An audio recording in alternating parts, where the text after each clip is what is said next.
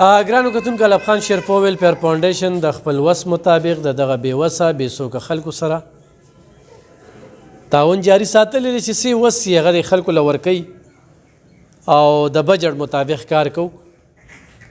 زما خپلو کتونکو ته خواست دی چې د دې خلکو سره تاسو مدد کوئ نو دې ته مه ګورئ چې دا سیاست دی دا دی ولې چې بره د الله کیمره لګېدلې ده او دا الله سره تجارت کول دي.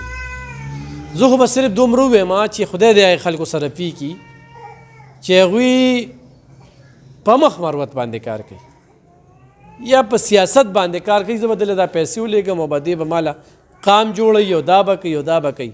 نه، زما قبر زما دی، ستاسو قبر ستا دی. دا خلک راځي مسلسل دلته راځي او یو سیستم دی هغه جاري ساتلی دی. ته څومره وخت نه راځې دلته؟ زه پروس کال راغلم او بس اوس څلور ځله راغلم خو اوس ښه، ستا څونه؟ زما اوس دا دویمه پیره ده. پروس کال راغلم او سږ کال بیا راغلم. دویمه پیره ده؟ او دریمه پیره. کوم ځای؟ 400 کې کوم ځای؟ پاپړې. ښه. زه پروسه کالم راغلی دی پیرې راغلی. ته د نوښار یې؟ زه نوښار. څو بچي دي؟ څلور. څو کاله مخکې کونډه یې؟ واته کاله کېږي. ته؟ ما یو 10 کاله وشول او 2 کاله مو شو دلته ځم راځم دا مې دریمه پیره شوه چې راغلم. تاسو؟ زه تنګي تنګي بدرخان کلي. بازار د خاوند دې ګټه وټه نه کوي؟ نه جاو پالج والے. والي جوالي؟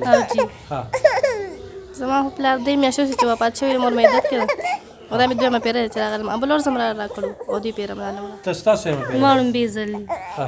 زما دویمه پیره ده چې زه راځم زما خاوند آیس کې نشی دی. صحیح. ګرانو کتونکو زه تاسو ته ښیم کنه دا درې زنانه دا د تنګي علاقې دي، دا زنانه دا د نوښار ده او دا نور پکې دا د عمرزو دي. راشه ورور مې دی خواته دا واله دا ونیسه، راشه دغه ته راشه له دا ته واله ځه ځې ښه دا ته ونیسه شابه.